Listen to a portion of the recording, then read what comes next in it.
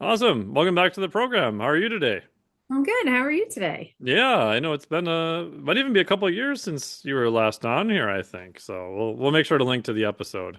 Yeah, no worries. Sounds good. Thank you for having me back. I really appreciate it. It's always fun to talk to you. Yeah. And one of the things I wanted to ask you about because you're the expert on, gut health and especially relationship to exercise, and your lab does a ton of actual legitimate like testing. What do you think about a lot of the gut testing you can purchase on the market now? And again, I don't think it's companies are trying to be ill-intentioned. I usually don't have a problem with the companies as much as I have an issue with the proponents of certain labs, I think, over explaining the significance of some of these tests. Because it seems like everybody wants the key in the lock. Like, oh, we tested for X critter. Ooh, X critter bad. You need X probiotic to solve all your issues. And boom, look, this is great. But I it just doesn't seem to be remotely close to that simple yet. Right. I would agree. And it's really interesting you asked me that question because I was just talking with a PhD student who, or I should say, my PhD student who was mentioning that their friend had went and got this done and was can we explain some of this in terms that they'll understand and so on and so forth. And I think that's a very good first point to mention is you get all of this data back and it's hard to know what to do with all of that data. Yeah, for You know, sure. is this bug really good or is it bad? Is this, metabolite productive or not productive, right? And so it comes back, but with a complete lack of context, right? So you really feel like you need to explain this in a way that makes it seem, at least palatable so that they can understand that it's one, not as easy as it's being made out to be, and two, you know, moderately helpful if you potentially see some things that tend to maybe go together, right? So I always use, and I really do, Akkermansia muciniphila as the one microbe um, that is getting a lot of attention, and I'm also seeing it get a lot of attention because I'm in that whole menopausal kind of thing going on right now, and we know Akkermansia seems to be linked to good metabolic health and healthy body weights and so on and so forth. So they're like, hey, for you, estrogen deficient folks, when you gain weight, take some Akkermansia, it'll fix everything. And then the flip side to that is Akkermansia is also really, really high in inflammatory bowel diseases because Oh, interesting. it loves your mucus lining and it degrades the mucus Ah. lining, making that thinner and making pathogenic bacteria have easier access to your epithelial lining and your tissue. So it really depends on the context of that microbe and who it's working with, which is a lot of times why, not a lot of times, but why our lab ascribes to the idea of what we say functional guilds or co-abundance groups, which are groups of microbes that, yes, may have some foundational species that are really important, but that tend to work together for a specific outcome, right? So are we going to believe that the one microbe in the 10 to the 12 trillions that are in your gut is going to make that profound of a difference in the grand scheme of how these microbes should be working together for that specific outcome, right? And I think that that's the crux of what you're getting at is Yeah. how do we, how do we know that that microbe is doing what it's supposed to be doing, right? Has it been thoroughly tested, you know, in the human model? Has it then been taken from the human and conventionalized into a germ-free animal and you've completely mimicked the phenotype you hope to see in the human, right? So you kind of do have to go back and forth. And I would say that the microbiome is one area where you really do need the human animal aspect of looking at things for those kinds of reasons. I mean, we are noticing with exercise things like Muribaculum and Dismobacter welbionis being really abundant in our exercise studies. We have tried to culture both, and it is almost impossible to get some of these microbes alone to come in culture. And the reality is, yes, because they probably rely on some of their friends to be in abundance and to work properly. So when you try to isolate them down, it becomes a challenge. And so that's why you get this really interesting, disconnect sometimes in translation between take this probiotic or these probiotics, it should help to work this way, when, is it so easy to put them in other environments and manifest the phenotype you want, or see it in culture to truly test its physiology and even confirm its genomes, right? And so I think that the theory behind the testing to provide information to individuals is really important. I think there's still a long way to go with using that information beneficially based on sound science. Yeah, and it seems like everybody wants the simple reductionist answer of, you're either missing this one or this one's too high or this is good or bad. And then if we just supplement or just take this one that's missing, then hey, we fixed all your issues. But correct me if I'm wrong, but I think we have a hard time even knowing what a normal, air quote, microbiome is. And there's probably a wide range of normals, like you said, for which person, what type of exercise, where do you live, and all those types of things too. So it's hard to equate to, okay, even if we find that this is in a high population, well, what is a human we're talking about? Maybe for one group it's good, maybe for one group it's not so good, and the complexity gets really challenging very fast. Right. And I totally agree. I mean, I think the general rule of thumb is, we share maybe 1/3 microbiome, maybe between us as humans, and 2/3 is typically going to be unique to that individual. Right. So, the hope is defining it, comes down to, again, what maybe some of those co-abundance groups or those links of microbes and how they're acting to promote that health aspect that you're looking for is becoming important. And again, why we don't necessarily look for the singular microbe, but those groups that tend to be working together. And are those groups more abundant in your one treatment compared to another? That way you at least have a group of microbes that can be working. And to us, that's more important than saying it's just this one that's doing that one thing that's going to fix that one problem. And, given that it's an ecosystem, right? I mean, you think of ecosystems like in nature and outside, and you respect that it's the trees and the birds and the insects and the water and the grass and all of those things that combine to make that ecosystem unique. It's like if you take one of those out, it might change the ecosystem, right? But, there's still other parts of it. The gut has to be the same way if you think of it as an ecosystem. There's your ones that are, um, related to estrogen and related to lactate and, butyrate producers and are propionate producers and acetate producers. And it's like, and it's not just usually one, it's a group of them that are working to do this and a group of them. So, envisioning taking one part of that ecosystem out and saying that's the only thing that matters, I think is probably difficult to swallow. Yeah, yeah. So you're saying if I did a microbiome test, I won't say the name of the company, but and it comes back and it says I should definitely not eat asparagus, cauliflower, and broccoli, that's not accurate. Because Um, someone literally sent me well, this for one a sure, I would not avoid your couple cruciferous. months ago, I and they would said, not "Here's a avoid. list of vegetables I need to avoid." I'm like, "How did you come up?" Oh, I did this microbiome test, and I'm like, "There's no way we're at that level yet." Right. Yeah. I mean, I definitely would not say to avoid those fibrous, cruciferous vegetables. I mean, that fiber is what provides the microbes an environment to thrive in. Yeah. Right. And so, and that fiber then gets fermented to the short chain fatty acids, which are a huge part of why we think the microbiome is so beneficial to Mm. both humans and animals, what those short chain fatty acids can do. So Can we just supplement the short chain fatty acids then, since that's the intermediate part? I know someone's right. thinking that.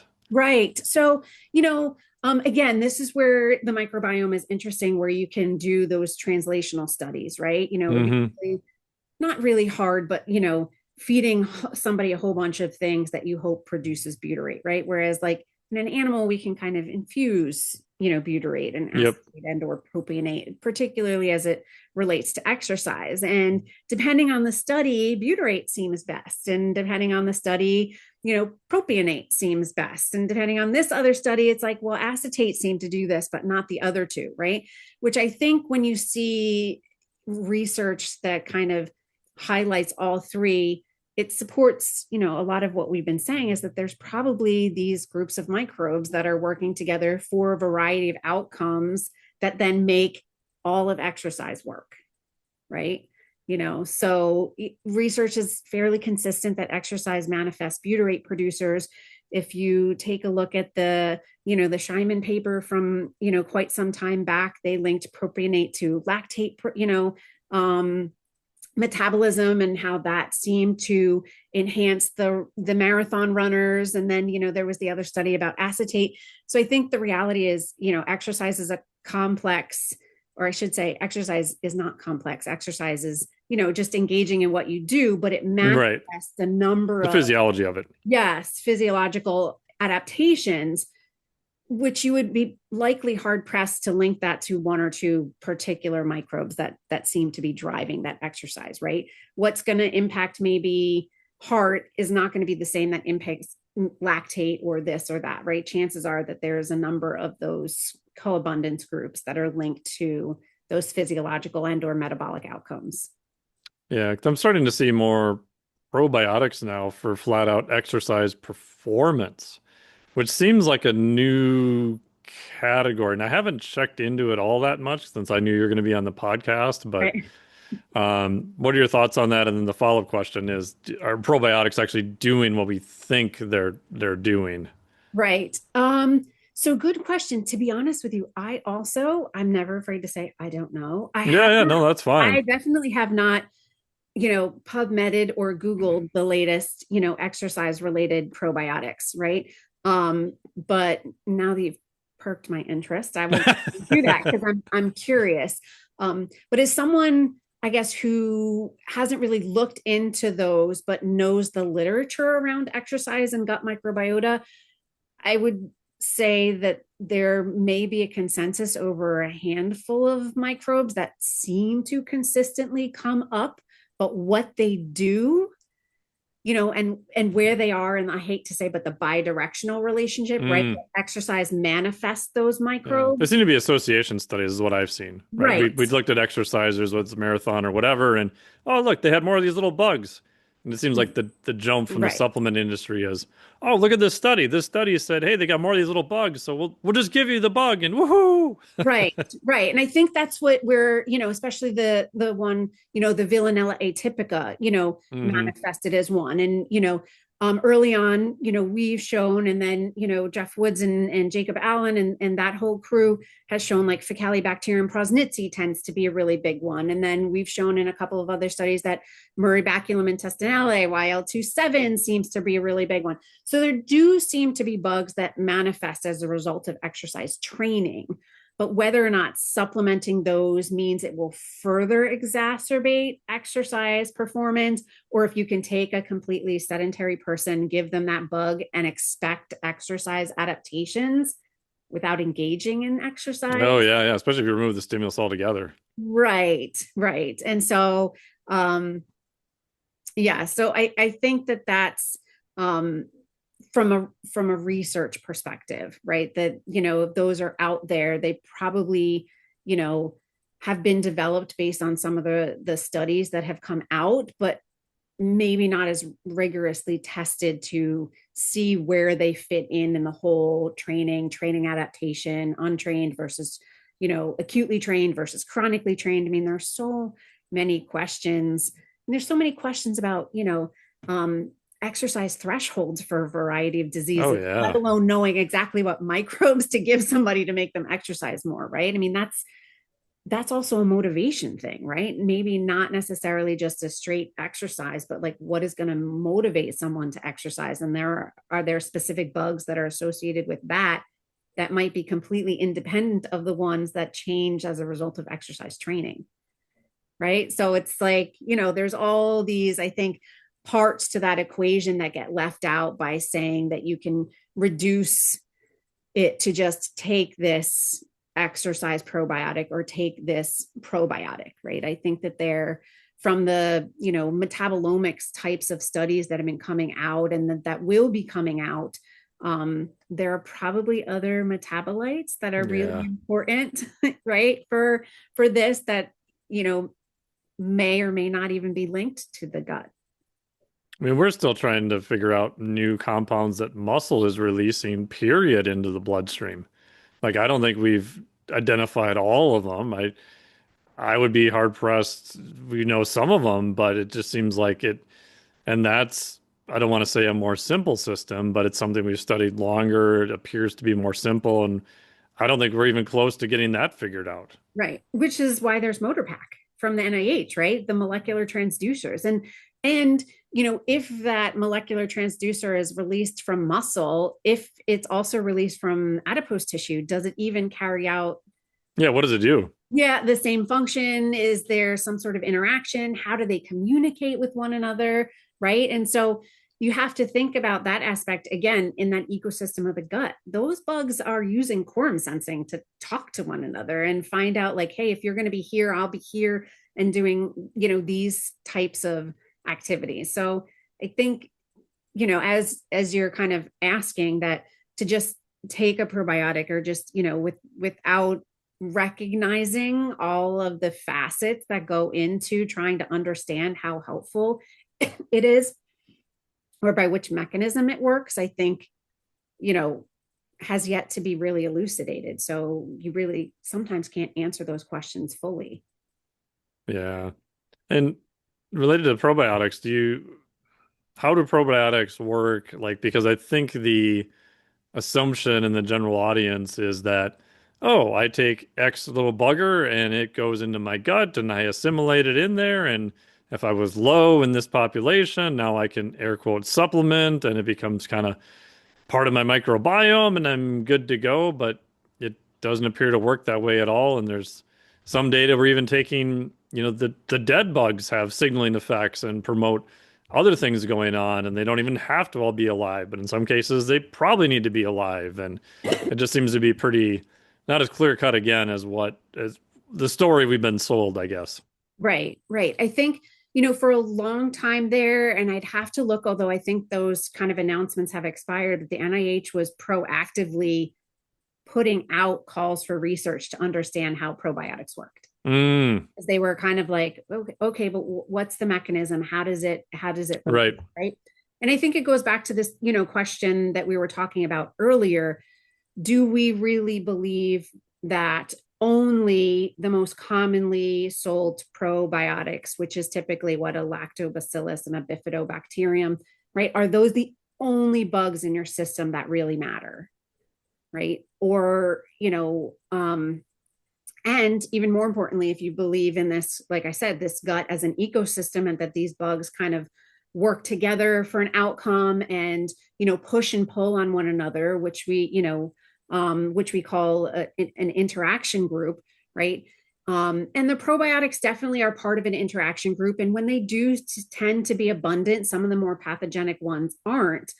But those probiotic bugs aren't the only one in that group, right? And they're not just in this group. They, some are scattered here, some are missing here, but then those might be some of the ones that you see abundant with exercise and or this type of food or that type of food, right? So I think assuming that they're just going to go in and make this immediate impact in the grand scheme of this ecosystem, again, I don't know that there's the research out there that to support that they're efficacious in all circumstances.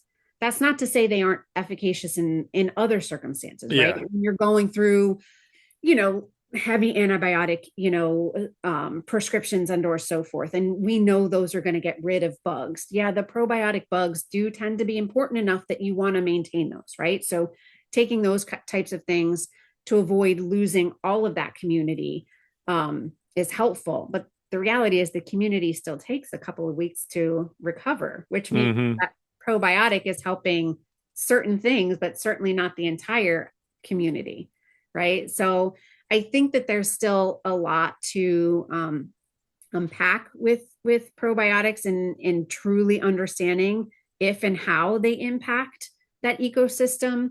I know for exercise, they don't appear to be ergogenic in Hmm. any, they may help with things like immunity and or gut barrier, we could have a whole separate conversation. But but not necessarily that they're ergogenic and performance promoting, that just that they may keep or help be a part of what keeps an athlete healthier and training. Awesome. Any update on antibiotics? I know you've done some work with the Yeah. effect of antibiotics, and maybe recap a little bit of what we covered last time you were on here. Yeah. So um last time we were on, we talked about a study that had come out in Medicine and Science and Sport and Exercise. And that was probably one of the really big ones that came out, where we showed that exercise really reduced, we're providing the antibiotics to basically get rid of the microbiome, right? So you can, I guess let's take a step back. So there are two ways to test kind of the implication of the microbiome in an outcome, right? You can have a germ-free animal, which is basically the mouse in a bubble, as I call it, right? It has no microbiome unless you put known microbes in there, you just kind of test it. And, those are really, really expensive mice. And to be honest, when you're like the researcher on the budget, which let's see, we're all researchers on a budget, It's right? pretty much everybody now. Pretty much everybody now, right? We tend to use a cocktail of antibiotics, and to knock out the gut microbes, or at least upwards of 90% of them, which is about what we get when we knock out our gut microbiotas. And so, what we found is there's a reduction in exercise capacity, which, by the way, had been shown as early as 2015, that these germ-free mice don't really exercise as well as mice who have one microbe versus a full set of microbes. And so that was good. But what we tried to do is we looked at mice who were training, right? So they were treadmill running 5 days a week for 45 to 60 minutes and so forth. And so what we did was we looked at hind limb blood flow and then their skeletal muscle. So what did their, mitochondria in particular we were interested in looking at.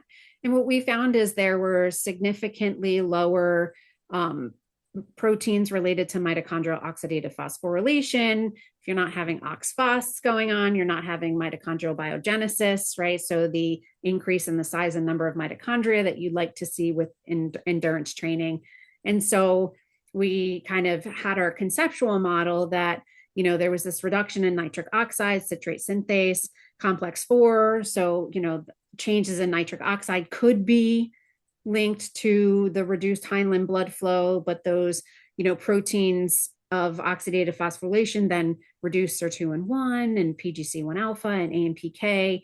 And so we're like, okay, well, if there's not a lot of that going on with there's not a lot going on with exercise. And so, that's kind of what we put out then. Since then, we did 2 animal studies and a human antibiotic study, actually, and then that we're getting some results back for the first animal study was to look at what we called the RGS-14. It was basically a super mouse. It really, really loved to exercise. In fact, at baseline, it exercised twice as much as kind of like your normal, what you call wild type mouse. Yeah. These are the ones that were actually bred for I think it was partially just the desire to exercise, right? If you left them in their cage, they would do more voluntary exercise. Is that correct? Right. So along those lines, right, that that mouse strain came out quite some time ago, and I'll be damned, I will email you the name of it. It is Oh, literally that's all right. slipping my mind at the I'm not a moment. mouse researcher, so I get them mixed up. Right. So, but no. But the idea is, similar, right? So, so what was uncovered about this mouse is it mostly got its exercise phenotype from increased brown adipose tissue and skeletal muscle metabolism.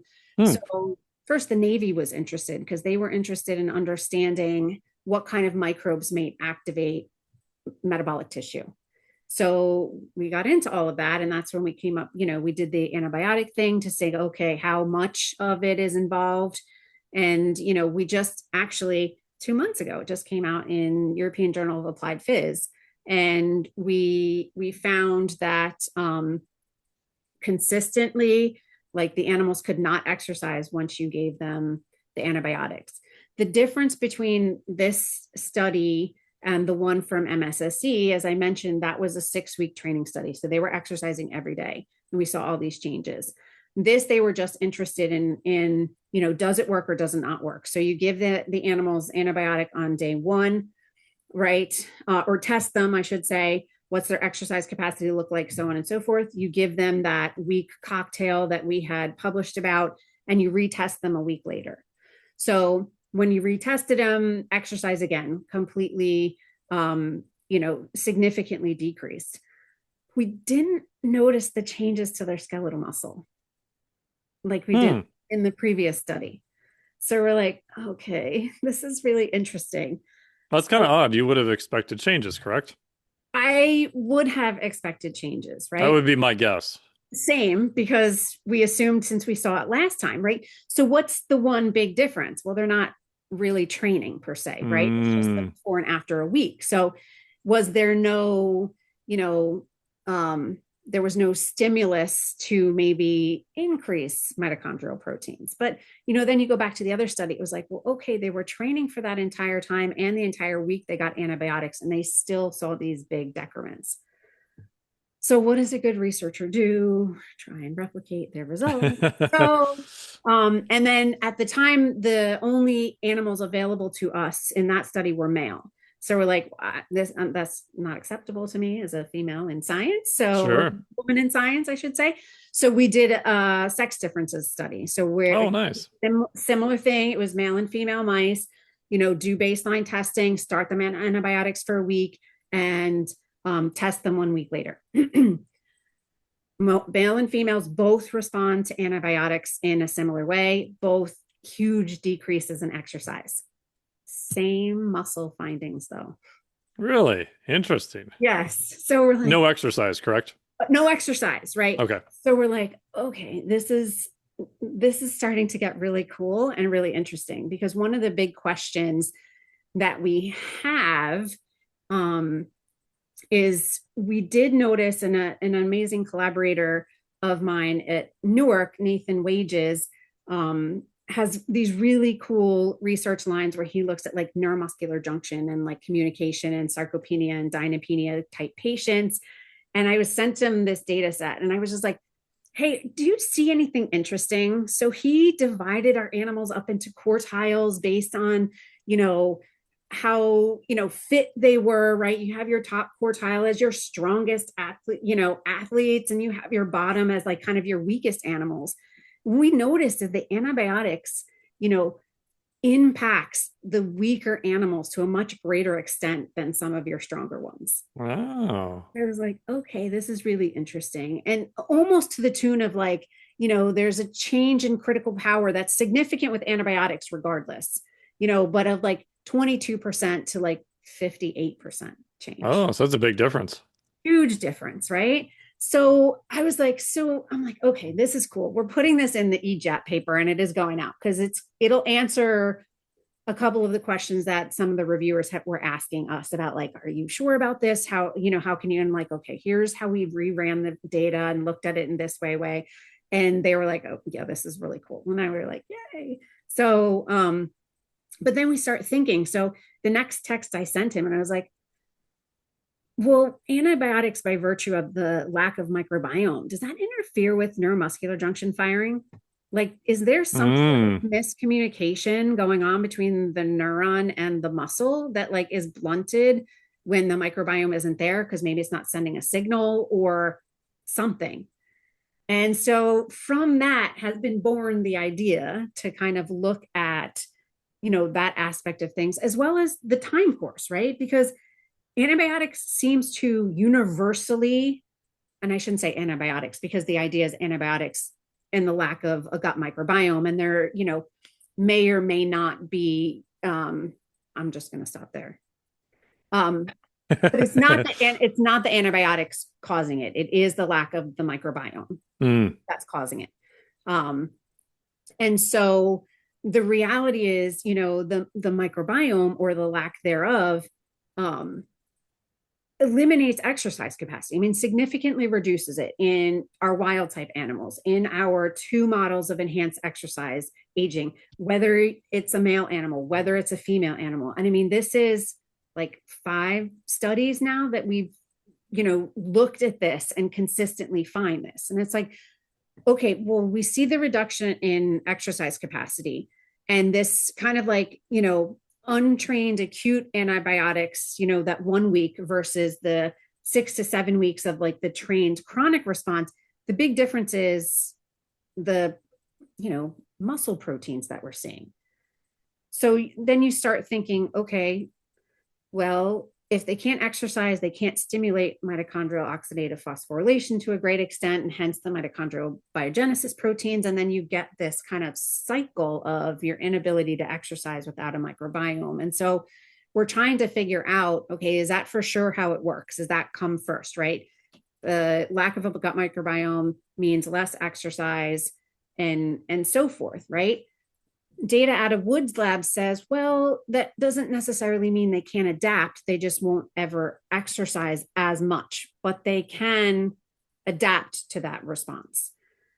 So, we're stuck with this question of, well, what order does this happen in and why does this begin to happen, right? Does, if you take it, all the microbes away and they have this exercise problem, if they start to, say, naturally reseed themselves and get the microbes back, will the microbes needed for exercise appear first, or will they begin to exercise and then the microbes appear and then you get your increased ability to exercise and so forth? So that's kind of the question we're looking at and hoping to get answered, because I think that's the big thing that's come from this data set, is that there might be an order of where, how, and when this happens. And so that's some of the new animal stuff that we're doing. And then we did finish, and my senior PhD student is analyzing some of that data right now. And we're still awaiting the microbiome. So I don't actually have the bugs yet, so we can, catch up. But we do have all of the performance data and actually some metabolomic data back already. And we took, pretty recreationally active, based on the protocol, probably a little more than recreationally active, but they definitely had to meet the 150 minutes a week of exercise, moderate to vigorous physical activity, and then healthy, because most of the antibiotic, literature in humans is usually confounded by being sick, right? And so we all know that being sick could just make you not want to exercise, and not the antibiotics. So we were testing basically a Z-Pack. Seeing, zithromycin. Yeah. And so basically seeing if that does anything to their exercise capacity, running economy, time to crossover point, and a whole bunch of other things. A long story short, it doesn't seem to have that effect. Oh, interesting. In trained humans. But again, I go back to, we were talking about earlier, like that translational, right? As you found these couple of microbes that seem to be abundant with exercise, you try to culture them. It's very difficult to get them in culture, right?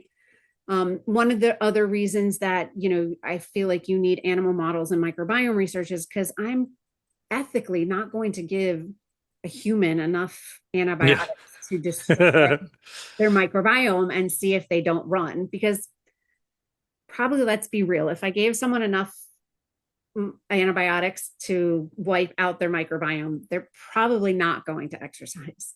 Yeah. Right. I mean, I don't know that that's a big stretch to hypothesize that, right? So a Z-Pack will only get rid of certain bugs. Mm-hmm. Right? So it's not quite translatable. But it's also very commonly prescribed too. So you could argue it's much more of a real world application. And that's why we figured it's kind of like a win win situation to run this study, right? Yeah. You see, okay, the most commonly prescribed or one of the most commonly prescribed antibiotics to athletes doesn't appear to impact their performance, right? So maybe it's the fact that they're sick that is impacting their Yeah. performance, right? So it's like, okay, well, you probably need a day or two just to get well, not because the antibiotics are not making you want to exercise.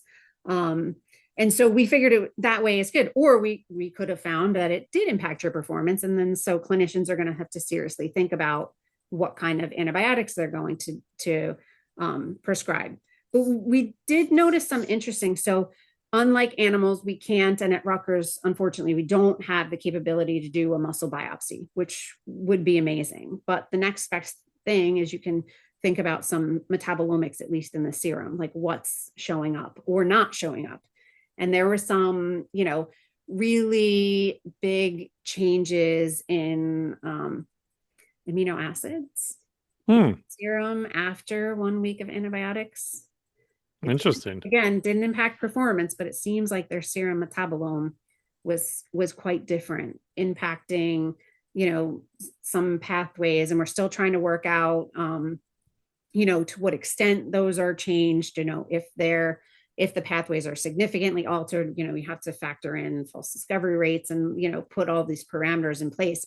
But there does seem to be this interesting set of amino acid related metabolites that are significantly lower after antibiotic treatment. Hmm. So, Any theories as to what that may impact? well, we were able to do metabolomics in our animal skeletal muscle tissue, Oh, nice. and the pathways are nearly identical. Hmm. So, Interesting. AKA, these pathways seem to be really abundant pre antibiotics in the skeletal muscle and then are not any longer after antibiotics. Hmm. That's all in the EJAP paper that we just put out. Um, and so it's really interesting that in the serum, these metabolites are much lower, which would mean less potential availability, especially if you're talking things like essential amino acids, which Right. has hepatic portal circulation and got to go right to the skeletal muscle to be oxidized, used as help, for intermediates in the Krebs cycle, which would be, all of the things that you think of when you think of complex 4 and citrate synthase and how that could be lower, right? So you start to get kind of excited to make some of these leaps. Whether or not any of the leaps are relevant yet, we're just, like I said, getting some of our data back and really have to then start looking at these pathways. But it does seem to be really interesting in terms of looking at some of your animal data, especially related to metabolomics and how that might link to what you're seeing in the humans. Do you think there might be any change in like muscle protein synthesis at all, possibly? So I do, and oh God, I'd have to go back. But Taylor Valentino out of John McCarthy's lab actually published in JAP the paper. And I do believe they were showing there were less type 1 muscle fibers in the female animals they used after antibiotic treatment. Oh, interesting. Oh yeah, so there does Huh. seem to be some of those impacts. And that's kind of like why we're thinking about this. Is there some sort of, something going on at the neuromuscular junction, right? That there's a change in the firing rate. I don't know if any of that sounds ridiculous, but there's, you start to then work your way back up the chain, right? So you Right. changes in muscle, okay, calcium handling, right? You start going through all of these things to hopefully start looking at and then answering as you go up the cycle of events that leads to contraction. So I mean, maybe that's not a lot, but that's what we've been. No, no, that's good. In my head, I'm just trying to think about how that would change things in the neuromuscular junction, and that's definitely not my area of expertise, but it's super interesting. Yeah, yeah, and I'm not sure. I think it's just one thing to either say yes or no, does or For doesn't, sure, yeah. right? And because the only way to know it is to test it, right? And so if Yeah. it doesn't come out, then you work an alternative hypothesis based on whatever that data tells us. So that's kind of the route we're taking, and trying to uncover, how, or I should say why this lack of a gut microbiota so consistently. And it's not just our lab. I mean, there are a number of labs now that have shown that no microbiome means no exercise tolerance. Um, so it's a very real finding that the microbiome is clearly involved in your ability to exercise. And vice versa. When you exercise, you have a much better microbiome, which is why Yeah, yeah. kind of, coined the bidirectional relationship kind of thing. So they're heavily involved. So trying to understand, as I was mentioning earlier, like which comes first. Does the exercise have to change the microbes, which then feeds back to the exercise? Or, do you have to have certain microbes there to generate the exercise, and so we're just kind of trying to look at the data and make the connections and see what we can test.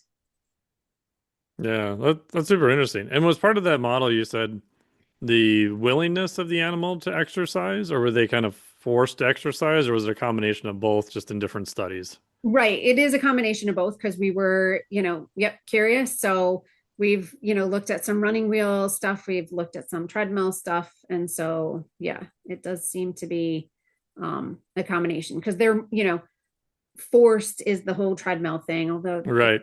typically like to run regardless, but the running wheel is really an indicator of how much they want to get on there and just kind of be happy and, be in their little wheel as, the, Yeah. I think that was like one of the simple studies where they put them in a little cage and they put a wheel in there and they literally just measure how often they get on the wheel and do exercise. yeah. Yeah, and as in our early studies, that's what we did. We did, a lot of the running wheel stuff. And then when we started becoming, okay, well, how does this translate to performance? Like you kind of move to the treadmill just because you can measure VO2 that way. Sure. And a lot of those, respiratory exchange ratios, VO2, VCO2. And so to collect the other metabolic aspects of the data set, we wanted to look into that. And we can only do that really not, I hate to say it's the only way, but the treadmill seems to be the best way to be able to do that in animals. I'm just visualizing in my head. You don't put a little mask on the little animals. Is it in a controlled like environmental cage, I'm guessing, and you just measure Yeah. air in and out then? Is that Yeah, right? yeah, yeah. So it can actually be up to 6 lane, I shouldn't say 6 lanes to train them, but yeah, to do the metabolic aspects and the VO2 and the VCO2, it's kind of like almost like, yeah, a metabolic treadmill cage, for lack of a better, Yeah, yeah.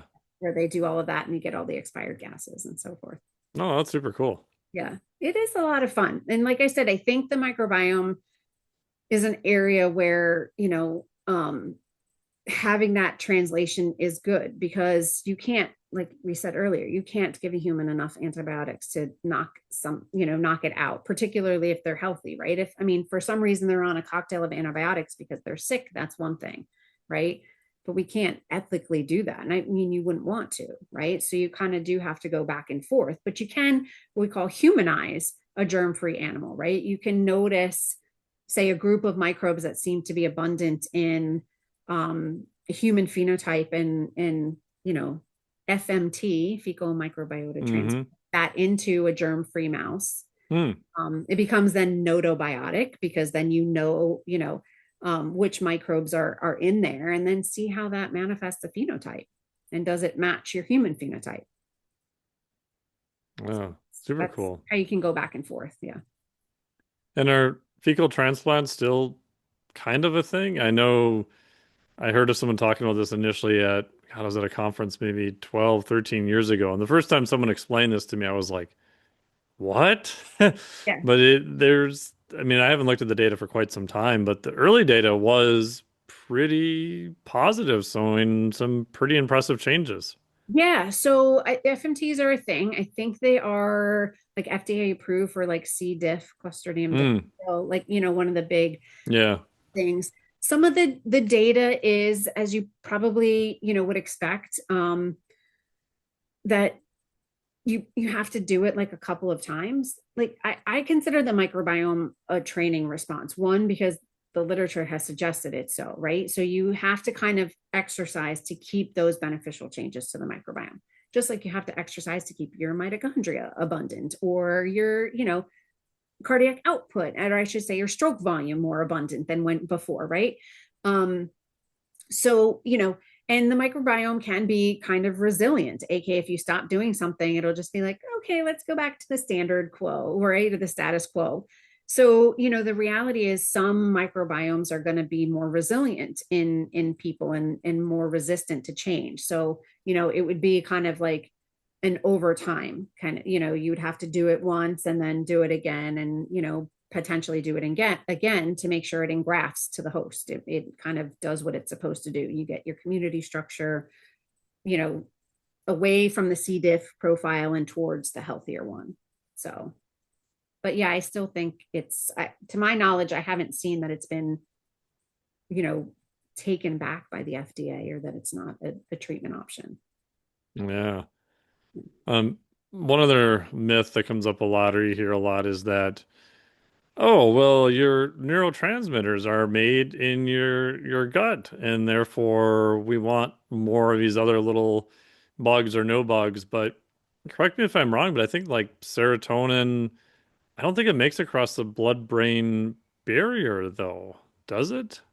Um, Good question. Is it that, or is it metabolites like tryptophan and things like that Yeah. act as precursors that the gut, the microbes could produce that Yeah, cross? that makes more sense to me because I'm pretty sure those do cross as far as I'm aware. But Yeah. again, back to sometimes the simple stories just don't always pan out so direct in physiology. Because otherwise you would have huge pharmaceutical companies like trying to figure out how do we modify these things for the next, antidepressant or whatever. Right. We can argue about if it's a serotonin issue or not. That's a separate discussion, but Right.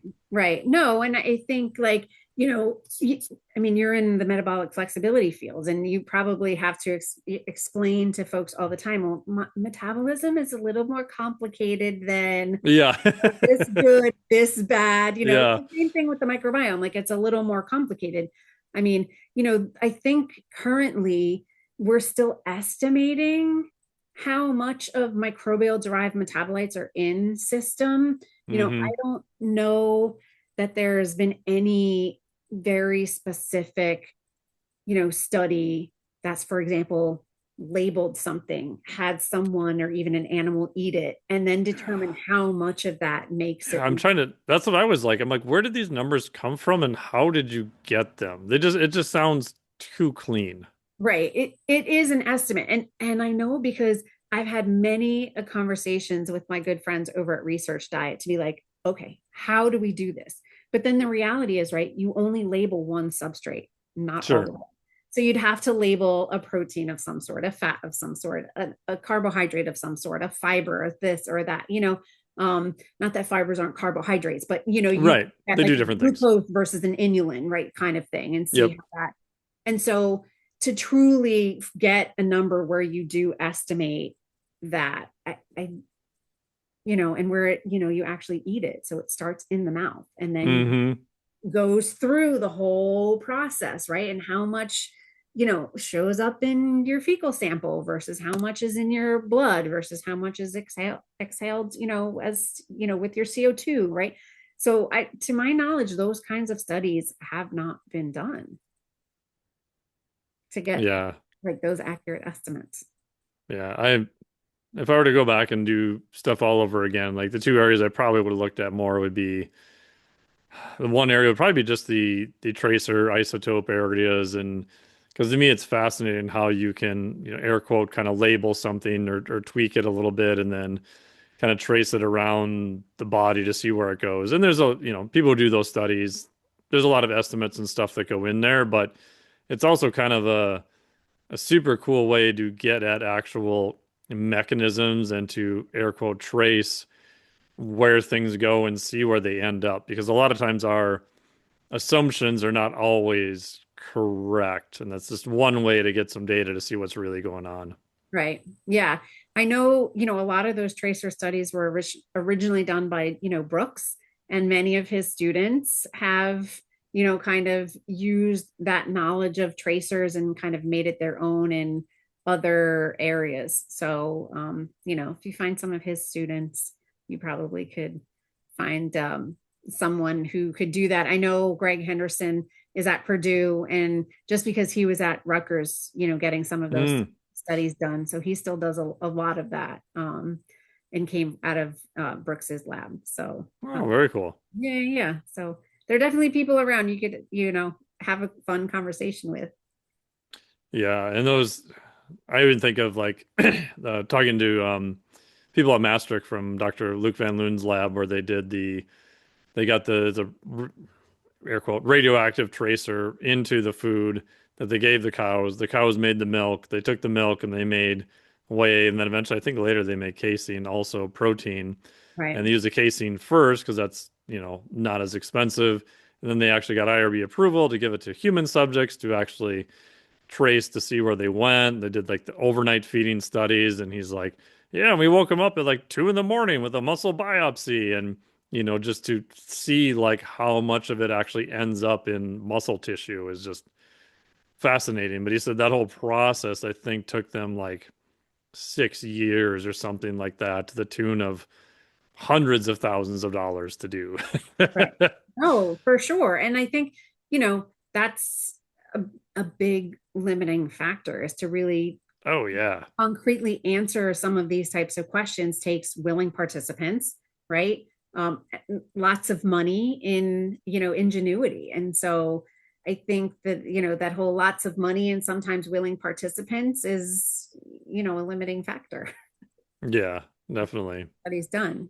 But it would be exciting to do those studies, because it would be great to know truthfully how much of what the microbiota, derives as metabolites ends up actually in serum, making that difference that we hypothesize it does. Yeah. So Any other new and cool data? I know that's a ton of super new stuff, so it's kind of a high expectation to meet. oh no, not not too much. We just also, I think you and I have talked, I mean, a whole separate aspect of what the lab does is we look at things like environmental toxicants. Yeah. I think my previous PhD student, who's now a postdoc just in toxicology, is preparing a paper on ozone. So, like, Oh, interesting. yeah, yeah, yeah. So, ozone and how that affects, the gut microbiome. And, we always get weird looks. We're like, how can something you inhale affect your gut? I'm like, well, it does, and a lot. Does And it kill off a bunch of things? Because ozone itself can be pretty toxic to a lot of stuff. In yeah, both the, this is not really a good or bad way, right? I had bought an industrial ozone thing I stick on my cold water, freezer in the garage to basically try to kill everything that's in there. right. Yeah, no, I mean, I think ozone is like, we more kind of, when you think about it, from a different aspect, I mean, it's just like the whole air pollution kind of Sure. aspect of things. But no, we definitely see it both an acute and a chronic response. It's significantly altering the microbial composition. And Hmm. some of the, um, gap, tight junction related proteins, and for sure, goblet cell counts and the type of mucin you see there in terms of acidity. And so that's been really interesting. Are And those changes, are they going up or down, or what kind of changes do you see? um, typically not the good kind. Yeah, I was gonna say. As you can imagine. Um, and then, the other study we just got finished, and I'm hoping to get some funding for. There's a grant in review right now to look at ingested micronanoplastics. So Oh, I interesting. was gonna say I thought that might like perk your Yeah, yeah. huge thing right now. Yeah. So we've got, fecal samples. We took tissues like heart, skeletal muscle, brain, all the types. And we're going to try and, profile the plastic accumulation in all the tissues in the fecal sample, then run some microbiome and intestinal health related um, markers on that. The Hmm. big things we look at are the tight junctions, the cadherins. We look at antimicrobial proteins, inflammatory proteins. And then, what those mucins are doing, and how the acidity of the mucins change with the way the microbiome kind of moves around. So hopefully that my one PhD student will be looking at that late this summer. Oh, fascinating. Yeah. Do you know if there's a good consumer test for microplastics? It seems like every time I turn around, I hear someone promoting that as a thing. And then my question is there a way to get rid of them? I've heard sauna, I've heard all sorts of stuff, but it still seems like this area where people agree that it's an issue, but nobody can agree how much of an issue or when Right. you should kind of be more worried about it. It's kind of a black box from what I've seen so far. Yeah, so the government just issued an ARPA to try and answer those questions. Oh, interesting. Yeah. So the hope would be that, folks will be, getting some of that money to look at how it accumulates, why it accumulates, mechanisms of its accumulation, and hopefully then, does it get excreted? How much of it? Where does it go? And so forth. So yeah, so I think they're, as you said, they're trying to actively answer those types of questions here in the next couple of years.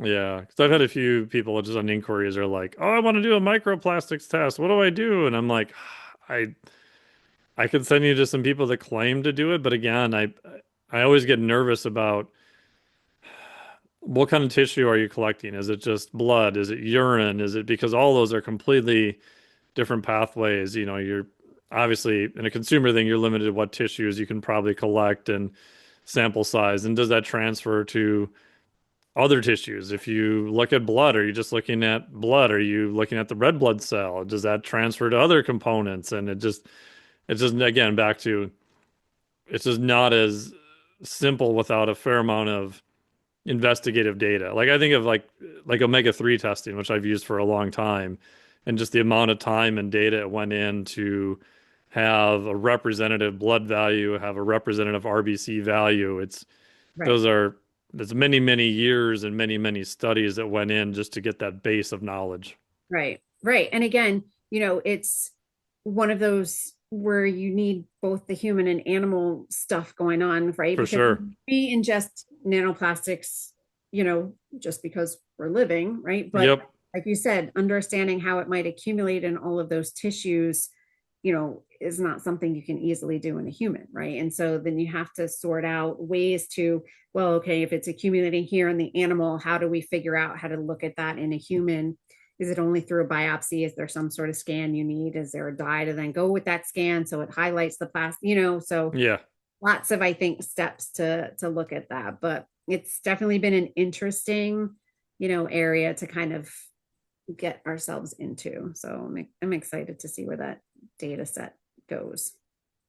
Yeah. And since this is kind of a tangent question, but you're looking at environmental pollutants. The one thing I've noticed lately, the last couple of years, is on my little weather guide, I've had more days that show up with the air part. I think it's just looking at air particles than Air quality ever being terrible. before from forest fires, from who knows Yeah. what. And my brief look at the literature, which again is a very brief scan and definitely not my expertise area, is I was kind of horrified that there's a lot of pretty decent data that air quality, at least looking at particles and things like that, it's not good. Yeah. Yes, so that was another one of those big kind of like government funded things, and there are two or three folks at Rutgers who have one of them.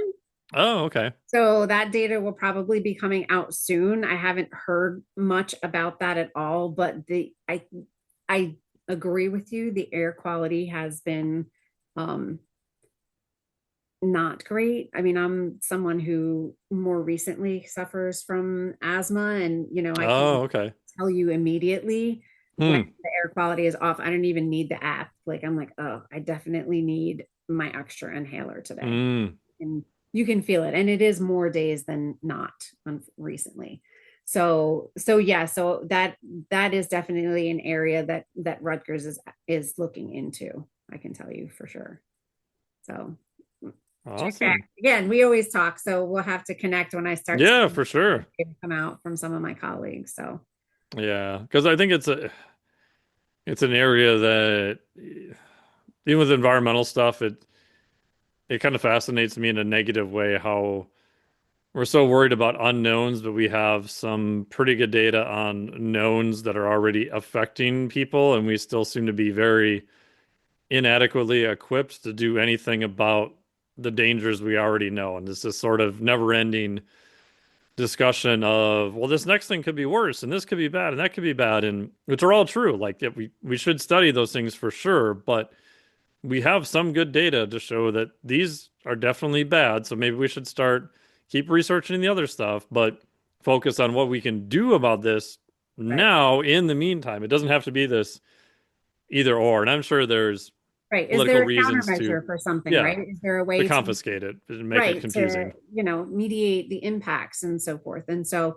and I think a lot of that comes down to, again, money. And unfortunately, I think a lot of those money pools are not as quite, they're not as deep as they used to be. Oh, So for sure. unfortunately, I think that's, you know, one of the big ways that science has really been impacted, particularly the last 2 years, is certain things that were on a roll are, have come to a pretty abrupt halt. Yeah. And this administration definitely seems to be the see no evil, hear no evil. We'll gut the EPA, we'll cut all the science out, and therefore nobody can tell us any of these things are going to be bad. I'm just like Right. that. Politics aside, that is just not going to end well. No, and you think about the recovery time that some fields are going to experience, Long, long. right? Well past when I feel like you and I will be kind of moved on from the science, which is unfortunate. In Yeah. to put it, Especially some people I have in the environmental sciences, like the thing people forget, like it's not only certain agencies are losing current research, it's like some of them have been gutted so bad that they're actually losing the care of samples that have been around for many, many years that you're not going to be able to get that data back, maybe ever, or if not, very long, protracted time. So you're not just losing out on the current research and solving questions, you're losing historical data to allow you to do things in the future. And that's the thing that scares me the most. yeah. Yeah, and it's not just it's across most of the federal agency funding Yes, agencies, right? It's not, I mean, I gripe because NIH and NSF have been cut, but you're exactly right. NOAA and the EPA and a number of these scientific organizations with, focus on supporting that kind of research have been, gutted. So yeah. across the Any board. any positive news we can end on? No, my oldest son just finished his first year in college. Oh, that's cool. That's So, awesome. yeah, and he did really good. And no, I mean, it'll be a productive summer. Looking forward to, attending conferences and talking more science with people and hopefully finishing up one of my PhD students this summer to see them graduate will be great. And so, lots of positive things. We have to, while, certain things are upsetting, having some hope and leaning on some of those more positive things can really make a difference. And exercise is still really good for us. Yes, exercise is still really good for us. Yeah, which I mean, just it's fascinating that I mean, you could argue about when exercise as a field really started. Maybe it's A.V. Hill in the early, what, 1914, 1917, whatever. But just a little bit over 100 years, we've been, actively studying this to some degree. And there's so much that we have no idea on the mechanistic side. But on the flip side, there's so much, all the data we accumulate keeps showing us time and time again via multiple mechanisms that exercise is probably one of the most beneficial things you can do as a human. Right. Yeah. And, I enjoy when I teach being on that kind of soapbox and just telling the students the importance of that. And, and across the lifespan and how the types of exercise might differ as you age and what becomes really important, the things you really need to think about. And then, linking that with, good dietary practices. And For so, sure. yeah, it's exercise is still good for you. I still love that we can say that message for sure. Yeah, awesome. And then with your lab, are you looking for any more graduate students or anything? I'm always looking. So don't, Okay, cool. anybody who's interested in the kind of stuff we do, you can just look me up and shoot me an email. So yeah, we're always looking for motivated, kids to come into the lab and contribute and ask crazy questions and see where they go. Yeah, that's great. Awesome. And where can people find out more about you? I know you published a fair amount of research that'll be out coming up, and new stuff will be out very soon. Yeah, well, I'm at kinesiology and health at Rutgers University. So if you Google Campbell, Kines, Rutgers, I probably will pop right up. You just look for the redheaded bun with the glasses. Awesome. Well, thank you so much for all your time, and thank you so much for all the great research and everything you're doing. It's super nice and easy for me just to sit in my chair and ask you about all the studies and all the stuff you've done because it takes many, many, many hours and approval and paperwork and running the studies, even animal studies, all that stuff takes. I think people who haven't done it underestimate how much time and effort and just will it takes to do that. So thank you for doing all that work. It's super interesting. Yeah, thanks. Well, we love it and we're not going to stop. So Awesome. Thank you so much. thanks.